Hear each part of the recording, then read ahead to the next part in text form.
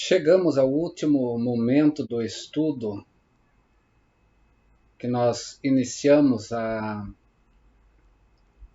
10 vídeos atrás, falando sobre a história da igreja desde os apóstolos até chegarmos na pré-reforma. Esse que faz parte desse conteúdo, desse curso, e que Deus esteja te abençoando e isso tenha sido de proveito para a sua vida, se até aqui você chegou. Se você está chegando agora, que você possa olhar para os vídeos anteriores, desde o seu princípio, nesse tema, que está aí na nossa página do YouTube, e poder também estar entendendo esse desenvolvimento que se deu na história da igreja, desde que Jesus chama seus apóstolos, institui a sua igreja, e esse movimento que vem acontecendo até chegar na pré-reforma, e coisas que de lá vieram e que ainda influenciam, a religiosidade cristã atualmente. No vídeo anterior, nós vimos sobre a oposição crescente que estava tendo contra o domínio papal. Com a morte de Bonifácio, os papas passaram a estar sob o domínio francês. No século XIV, então, surge um novo conceito do Estado. E também há um grande cisma, que teve a separação da Igreja Ocidental em duas partes. E nessa separação, então, nós temos de 378 a 415, dois papas de uma só vez, dirigindo, a Igreja sobre a face da Terra, um de um lado no cisma e outro do outro lado do cisma. Esse grande cisma, então, resultou numa insistência na reforma da igreja. A Igreja Universal, se tornou, então, uma coleção de igrejas nacionais. Isso nós vimos no vídeo anterior. Queremos, então, entrar agora na questão dos que iniciaram, buscar a resolver essa questão que estava acontecendo na vida da igreja, conhecido por nós como precursores da reforma do século XVI. Nas críticas da igreja não se nega a importância do nacionalismo, nós temos ele presente nesse momento. Na Inglaterra, depois de 1300 depois de Cristo, havia um sentimento crescente a favor de uma igreja nacional. Aquela igreja universal, aquela igreja que estava sobre a face da terra do período dos apóstolos, já não estava mais vivendo esse conceito. Aquela igreja institucionalizada que começa em Roma e se torna a Igreja Católica Apostólica Romana também, não está mais sendo coesa, harmônica. Há uma divisão entre o Ocidente e o Oriente. Nós vamos ter uma divisão entre as igrejas no cisma que vai acontecer, provindo desse sentido nacionalista que adentra no conceito eclesiástico. Em outros países também esse desenvolvimento não acontece só na Inglaterra, mas vai acontecer também em outros lugares, como na Boêmia. E assim as críticas baseavam-se num ponto agora, mais precisamente não teológico. Nós vimos aí que houve questões de ordem teológica na história da igreja, os concílios aconteceram por essas questões teológicas de heresias que adentraram no conceito da igreja, principalmente relacionada entre o Pai, o Filho e o Espírito Santo e as duas naturezas de Jesus Cristo. Mas agora, nós não estamos baseando nessa questão mais teológica o motivo. O motivo agora é mais eclesiástico mesmo. A crítica mais bíblica vai ser proferida por John Wycliffe, que vai estar na Inglaterra como professor da Faculdade de Oxford, e ele é aquele que vai traduzir então a Bíblia para o inglês. Ele foi nessa questão da crítica bíblica, ele foi mais teológico, ele fez uma oposição à doutrina da transubstanciação, entre outras doutrinas que ele também via não pertencer à igreja de acordo com a palavra de Deus. As suas críticas em certas doutrinas, então, tinham a ver com o quê? Com a falta da base bíblica nelas, né? Havia, sim, dogmas, sim, mas a base não era bíblica, a base estava no homem, né? E ele foi influenciado pela leitura de Mateus capítulo 10, onde ele vai enviar os seus seguidores, os seus discípulos, conhecido por Lollardos, para toda a parte, né, da Inglaterra, principalmente, para pregar o quê? Para pregar a penitência. As ideias de Wycliffe, elas tiveram mais influência precisamente na Boêmia, levados por alguns estudantes que lá também estavam. E foi adotado por um outro professor, né, essas ideias de Wycliffe. Esse professor chamado João Hus, ou John Hus, né, da Universidade de Praga, que se tornou o discípulo também de Wycliffe. Na Boêmia, havia então um forte nacionalismo. As igrejas nacionais era forte ali esse conceito. E João Hus, né, ele foi um que levantou a bandeira, por assim dizer, de que havia uma necessidade de uma reforma na vida da igreja, porque a igreja não estava mais vivendo nas bases doutrinais, né?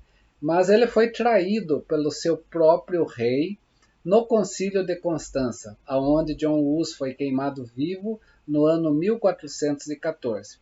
Mas a sua morte significou um começo de um conflito fanático na Boêmia. Em vez de parar o movimento, né, o fanatismo veio a acontecer ali.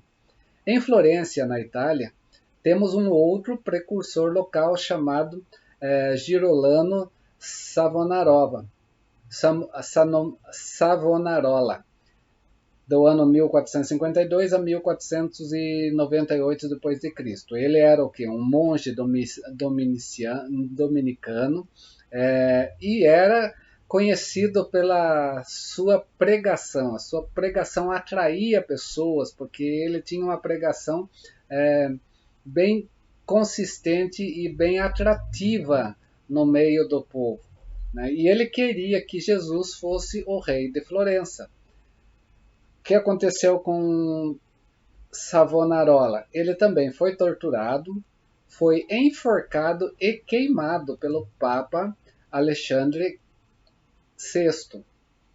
Esses precursores da reforma, né, que começa a acontecer agora, nesse momento, tinha algo em comum com os reformadores que viriam no século XVI. Por quê? Esses precursores eles baseavam a sua crítica na Bíblia, né, onde Wycliffe foi o mais radical bíblico de todos, né, que nesse momento vão se levantar. Mas por que eles foram chamados de precursores e não de reformadores? Para eles, e aqui tem a diferença com os reformadores, a Bíblia era a lei de Deus, né? Só que eles viam a Bíblia de uma forma muito legalista e viam o Evangelho como lei e mandamento.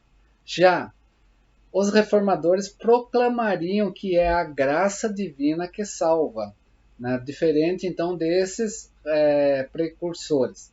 Assim então, os precursores não haviam ainda descoberto a graça, né? A doutrina da graça ainda não estava presente nesse movimento que estava acontecendo agora, né? Principalmente através desses. Por mais que eles voltassem para as Escrituras, né, eles voltaram de uma forma legalista, né? Em comparação com Lutero, eles tinham também um pensamento muito mais medieval, muito mais antigo, né, do que, né, um pensamento mais presente, novo, que era o que vem acontecer então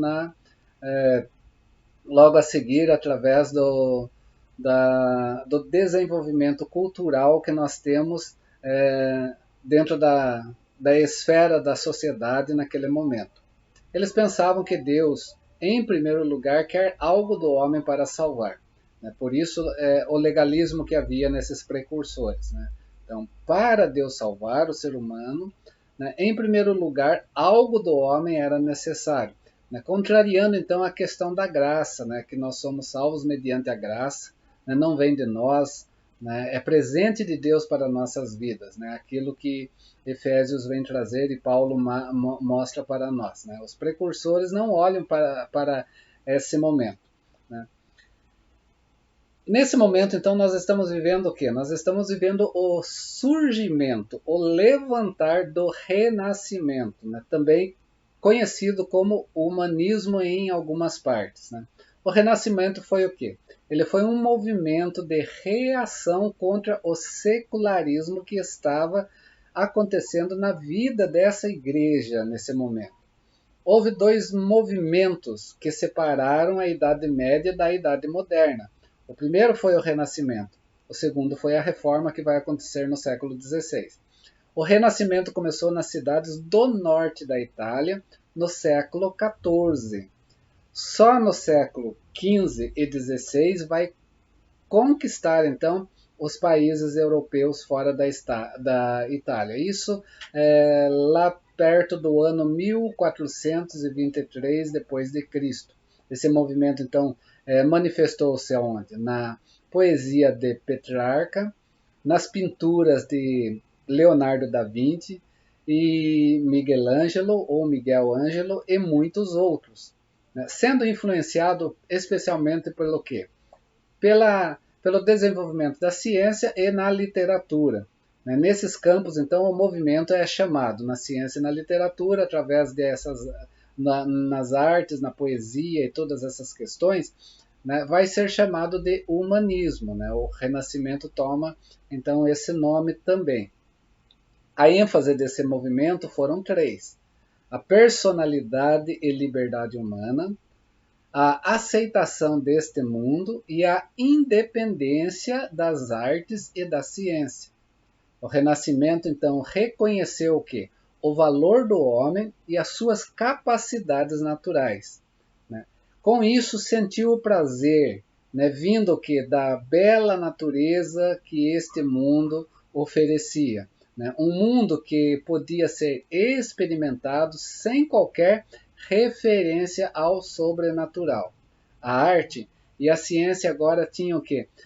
Finalidades em si mesmo, né? Sobre si.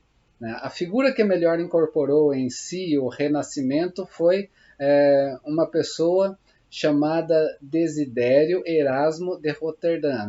Nós lembramos muito dessa pessoa pelo nome apenas de Erasmo de Roterdã, no ano 1469 a 1536. Ele representou o quê? Um humanismo bíblico. Ele quis mostrar o humanismo com bases bíblicas, né? Recebendo então o apelido de o pai do cristianismo liberal. Erasmo de Roterdã, ele era o quê? Um estudioso. Foi uma pessoa que viajou muito, né? Conheceu vários lugares. Ele escreveu o Diátribo sobre a vontade livre contra Lutero, mas para ele o evangelho era somente o ensino moral mais elevado. Especialmente ele busca como base, né, Mateus capítulo 5 ao capítulo 7, né, conhecido por nós como Sermão do Monte, né, mas que na verdade é a ética do reino que Jesus ensina naquele momento. E Jesus, para ele, olhando mais precisamente nesse contexto do sermão de Mateus 5 a 7, era apenas o mestre e exemplo mais sublime que tinha para a vida humana. O que o Renascimento teve de comum com a Reforma? Aqui que nós precisamos compreender. Primeiro, os dois criticaram a igreja. Qual igreja? Essa igreja institucionalizada, essa igreja dividida, essa igreja que já tem cisma sobre si e que traz agora, né, contextos, dogmas fora da palavra de Deus. Né? Essa igreja que também é secularizada. Erasmo criticou a igreja numa obra que ele escreveu, essa obra clássica conhecida como Elogio da Loucura. Segunda questão entre o Renascimento com a Reforma, né, é que o lema do Renascimento foi básico para a Reforma que viria. Voltemos para as fontes. Esse era o lema. Para o Renascimento, né, vindo de uma literatura agora mais acurada, de uma ciência mais elevada, né, o estudo das fontes dos textos originais dos escritores romanos e gregos era o alvo, revelando então que grande interesse também no estudo da Bíblia nas línguas originais. Por isso que vem trazer o quê? Um impacto, né, o Renascimento dentro do contexto eclesia quando nós falamos em escrituras sagradas. Erasmo de Roterdã ele publicou o texto grego do Novo Testamento em 1516, né, e houve então, né, já um estudo hebraico que havia iniciado na Alemanha pela igreja por Reuchlin. Né? Mas o que acontece? O Renascimento da Reforma se distinguiram um do outro por motivos básicos. Qual o motivo? A questão da autoridade para o Renascimento se achava no homem. A autoridade estava no homem. Era algo mais antropocêntrico. Para a Reforma estava fora do homem.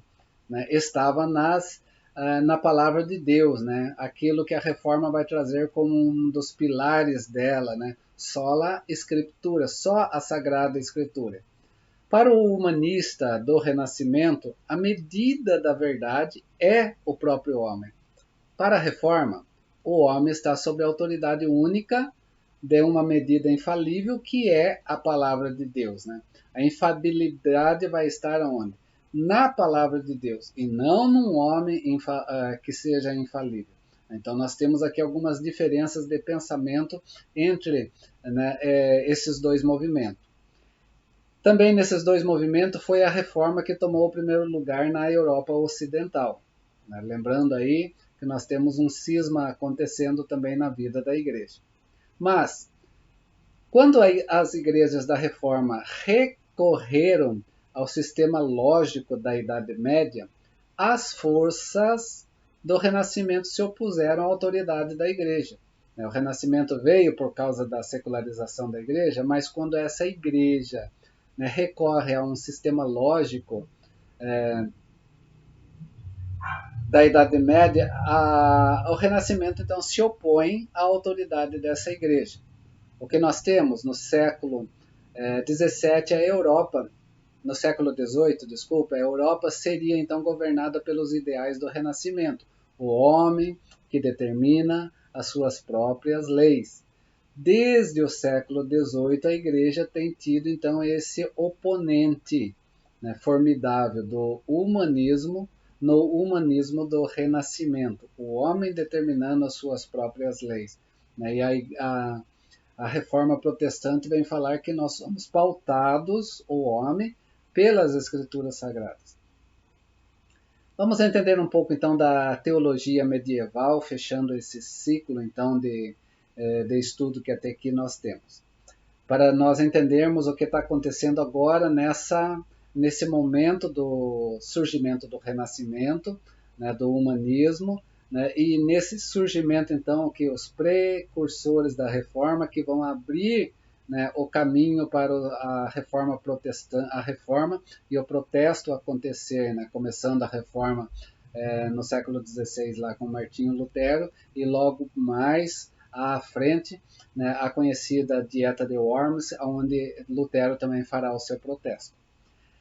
Na teologia da Idade Média, nós temos aquilo que conhecemos, né, já ouvimos falar alguns, chamado o escolasticismo, né, ou as escolas, né, práticas científicas da teologia e da filosofia, né, algo que estava ligado mais a essa questão teológica e filosófica do século XI até o século XIV.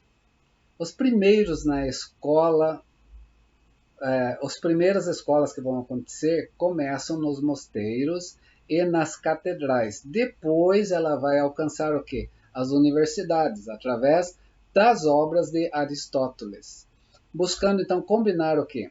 A teologia de Agostinho com a filosofia de Aristóteles, né? Aquilo que nós já vimos sobre Agostinho, né, em vídeo anterior.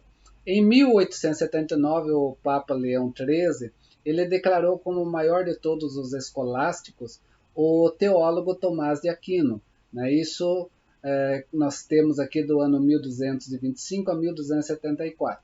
Né? Esse teólogo da Igreja Católica Romana, que era um dominicano italiano, e a sua teologia, né, que nasceu, ela foi conhecida como teologia tomista, né, ou o tomismo que vai acontecer por vir de Thomas, né, ou Tomás de Aquino. Né. Teologia essa que tentava fazer o quê? Combinar a razão e a revelação, né, a Bíblia e a tradição, Aristóteles e Agostinho. Então nós temos aqui o escolasticismo tinha como preocupação então relacionar isso, razão e revelação, né, as duas coisas que têm que caminhar. Por isso a filosofia, né, e a teologia aqui estão tentando, né, uma interpretação para conhecimento então do que é a igreja, né, e do que é o ser humano nesse momento. Temos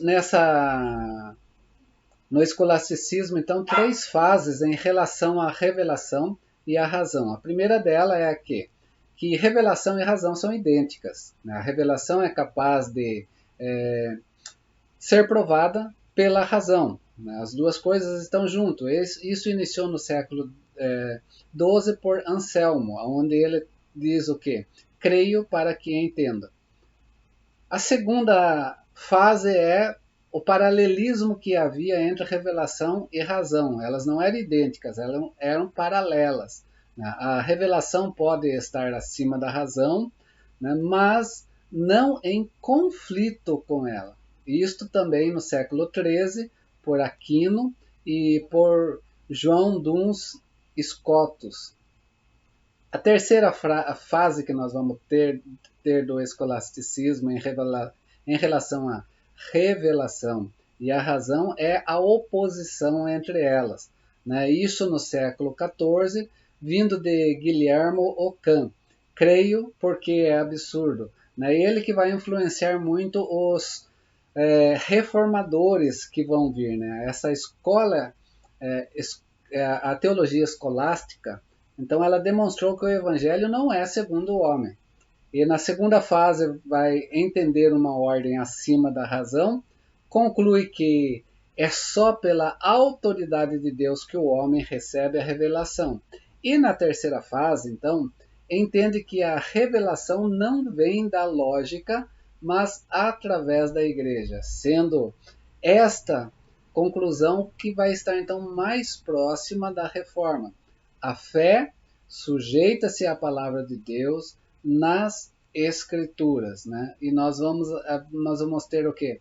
Como um instrumento forte para essas questões, a igreja nesse momento. Isso mostra que não é o homem que é a medida do evangelho, mas o evangelho que é a medida do homem. O que acontece? A doutrina da graça não foi entendida por causa disso.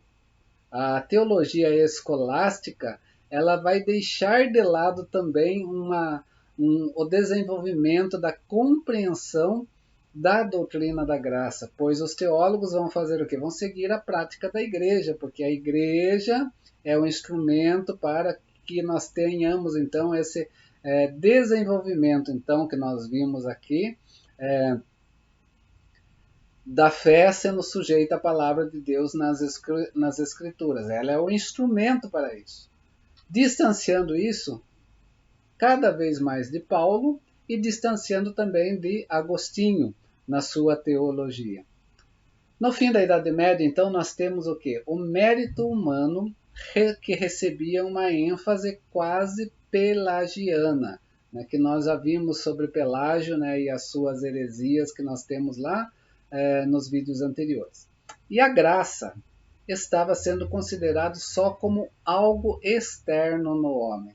Não havia compreensão ainda real, pautada sobre a graça que a reforma, vai trazer no século XVI. Então essa é a teologia que nós temos até aqui. A reforma, a pré-reforma e o renascimento. Anos 1300 a 1500, quando nós estamos falando aqui dos pré-reformadores, né, e o início do renascimento. Chegamos ao fim deste ciclo. Nós nos vemos numa próxima oportunidade, se Deus assim permitir. Se você tem alguma dúvida, quiser perguntar sobre esse curso nesse momento, tem aí o meu e-mail, pode mandar o e-mail. Quem tem os meus contatos pode entrar em contato. Esse curso agora, nós chegamos ao final dele, nós vamos ter um outro curso posterior, que vamos iniciar este mês ainda, e que Deus possa estar abençoando a sua vida. Se você quer algo mais sobre esse material, possa entrar em contato que nós vamos estar conversando. Mas espero que eu tenha ajudado você a entender desde os apóstolos até o renascimento a nossa história. A história do desenvolvimento dessa igreja e como ela ainda tem influência dessa história para as nossas vidas hoje. Que Deus te abençoe, continuemos em frente. Forte abraço desse irmão em Cristo, e os vídeos todos estão aí no YouTube, desde a primeira lição até esta 11ª lição, se você quiser rever tudo de novo. Até uma próxima, se Deus assim permitir.